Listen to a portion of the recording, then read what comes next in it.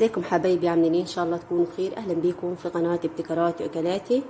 النهارده هنعمل مع بعض سرير باربي بطريقه مختلفه خالص عن ما عملتها معاكم من قبل كده، ومن غير ولا نقطه شمع، علشان الطلب مني اني اعمل سرير لباربي بدون شمع. هو قال يعني بدون شمع او دمعه، يعني مش عارفه الدمعه هي الشمع، ما انا مش عارفه اللغه يعني صراحه. هي الدمعه دي بلغتنا احنا شمع ولا ايه بالظبط؟ مش فاهمه. فانا عملتها، وكمان عملتها بصوا اهو كخز... كخزين، يعني تحط فيها حلويات، تحط فيها العروسه نفسها، الهدوم تحت العروسه.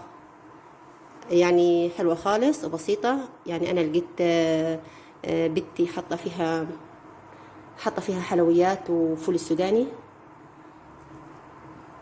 طريقه سهله وبسيطه خالص، ان شاء الله تعجبكم. اتمنى لو عجبتكم الفكره دي تشتركوا في قناتي وتفعلوا زر الجرس علشان يوصلكم كل جديد، وتعملوا لايك للفيديو. تعالوا نشوف عملنا الفكره دي ازاي.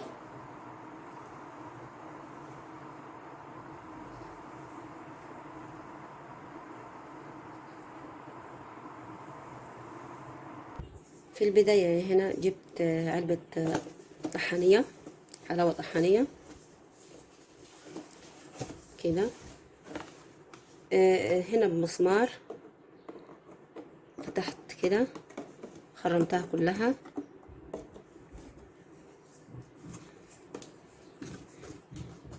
جبت الغطية، هستخدم الإبرة والخيط. جبت الغطية، بعد كده جبت فايبر،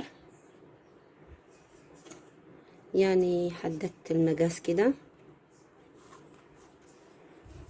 هنا جبت قماش، اي قماش موجود معاكي كده.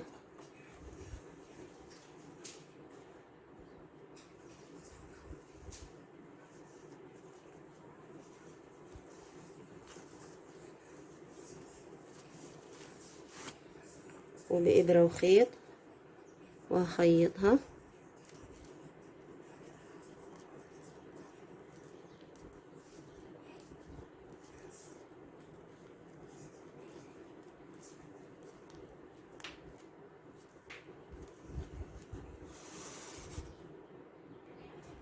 انا خيطتها كده زي كيس يعني.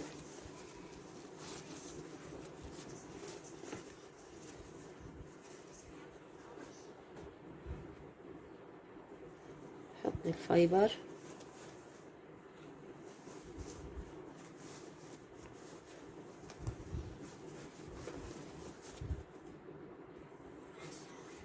كده،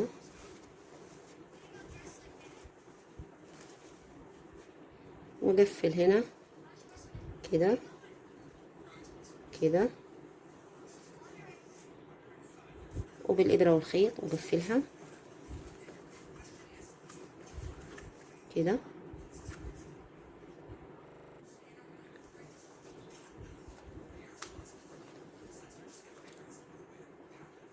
كده اهي.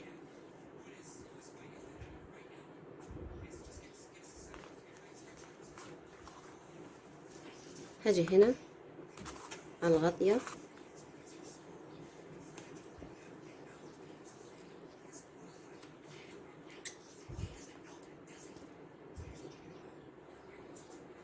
جبت غرة. انا مش هستخدم الشمع خالص، عشان بتجيني اسئلة كتيرة انه لو معيش شمع يعني. فانا هستخدم الغرة او في حاجات بسيطة خالص يعني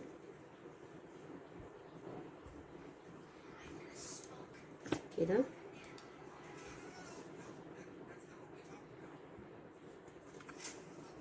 كده سيبها لغاية ما تنشف كويس. هنا نجيب العلبة اللي انا وريتها لكم، فتحتها بمسمار حوالين داير كده. هنا انا جبت قماشة على مقاس علبة الحلاوة هنا كده بالإبرة والخيط.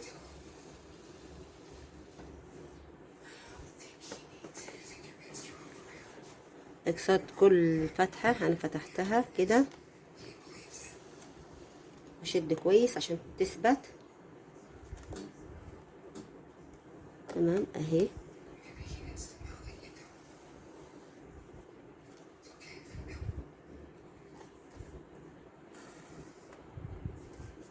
كده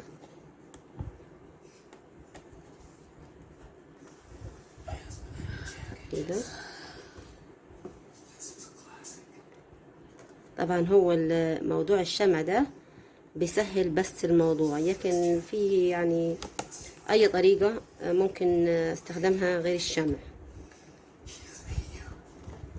يعني ممكن بدل الابرة والخيط ممكن لو معاكي سلك تدخل السلكة كده، سلك عادي، سلك كهرباء اللي من الداخل ده كده كده اهي ثابتة من غير شمع ولا اي حاجة. اكملها للاخر بنفس الطريقة دي.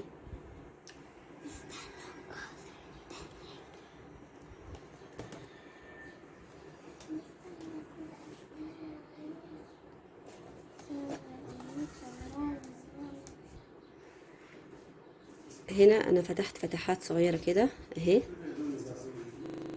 هنا انا فتحت فتحات صغيرة خالص هنا اهي. ده معايا زي تل كده من سابع، فانا قلت استغله يعني. وهنا هبدأ برضو بالإبرة والخيط نفس الفكرة اللي عملتها هنا اعملها هنا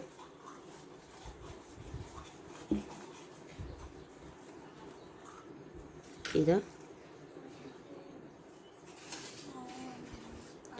اقصاد الاستك ده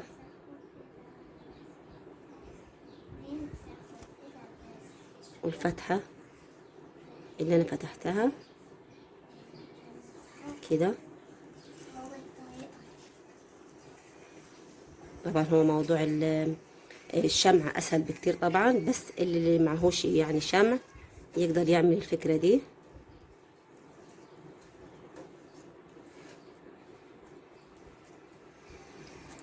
كده.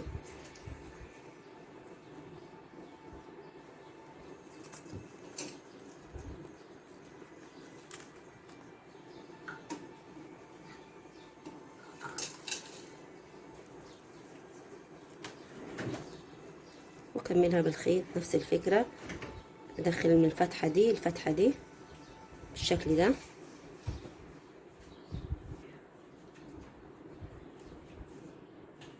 ثبتها في الاخر بالشكل ده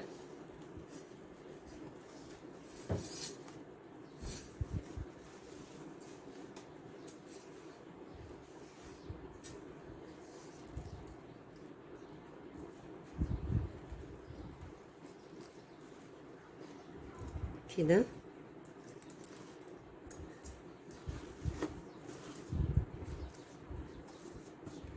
بحيث هنا العروسة ممكن بعد ما تلعب بنتك تحطيها هنا هي اي حاجة معاها يعني، وتقفلي السرير او تحطي الفساتين بتاعتها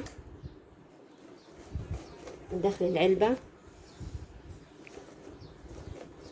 كده. هو لسه مكملش، تعالوا نشوف هنعمل ايه تاني. هنا لوسي قالت لي يا ماما ليه السرير هنا، بصوا هوريكم الهوشي اللي هي الدوران اللي بيبقى ورا الراس كده، او اللي بيبقى موجود وراك كده. فانا فكرت جبت سلكة زي كده وعليها حتة من الفرو، هفتح فتحتين، فتحة هنا وفتحة هنا، واثبتها كده.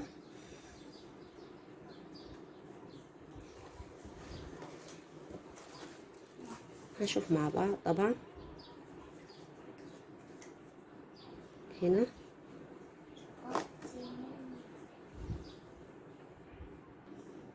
كده،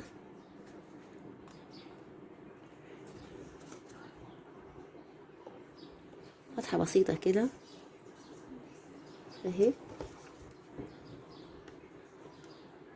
قصدها من الناحية التانية هنا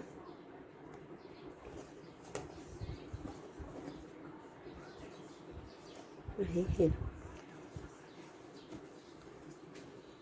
وافتح فتحة تانية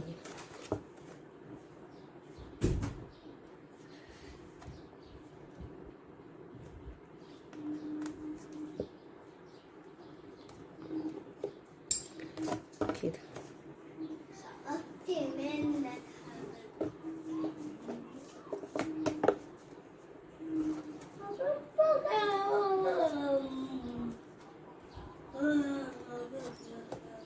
كده اهي.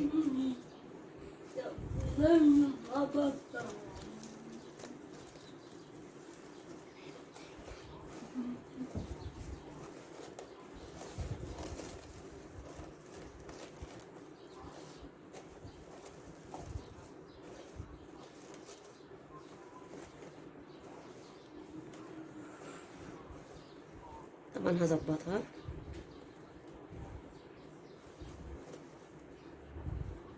كده اهي. هنا انا جبت جزء من القماشة دي طول ده كده، والمقص، وقصيتها بالنص لغاية الاستك بس، يعني كده اهي. وهنا بالخيط. طبعا انا مش عاوزة استخدم الشمع، فبالخيط كده اهو. وهلفها كده، هلف واشد، ثبتها كويس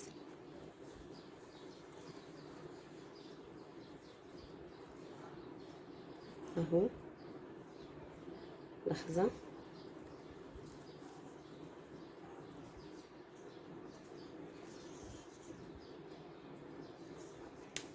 كده اهو.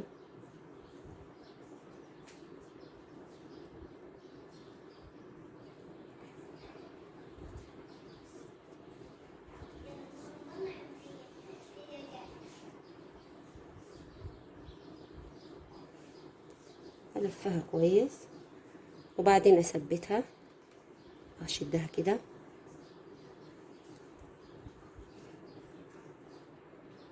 اهو كده.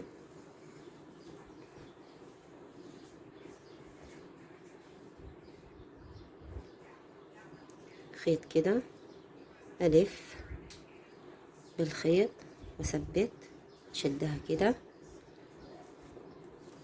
اهي. استخدمت الشمع ولا اي حاجه كده. وبعدين ثبتها كده داخل الجزء المره الاخيره دي كده، وشد الفتله واربط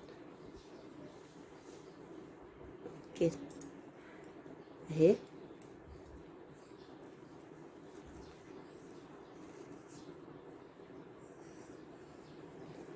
وردة زي كده ثبتها هنا في النص، تدي منظر جميل يعني. برضو مش هثبتها بالشمع. لحظة، نجيب الخيط مع بعض ونثبتها بالخيط كده اهي.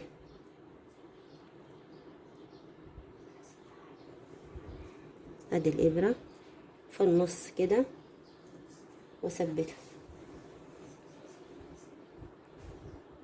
مش لازم خالص الشمع كده.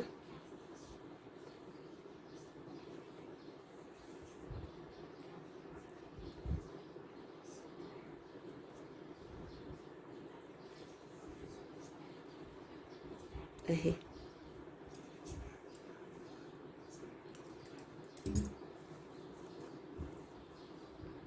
كده السرير شكله جميل خالص وحلو، بس مش ناقص غير الخددية.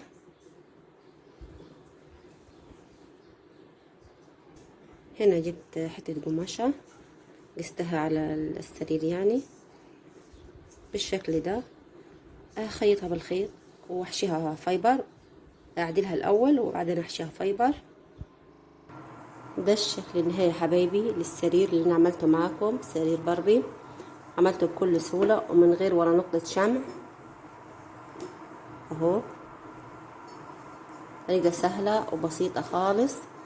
وكمان في نفس الوقت بصوا اهو، دي ممكن تحطي فيها هدوم العروسة.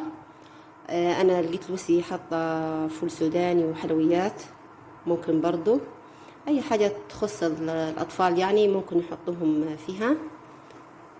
وهي طريقة سهلة وبسيطة خالص.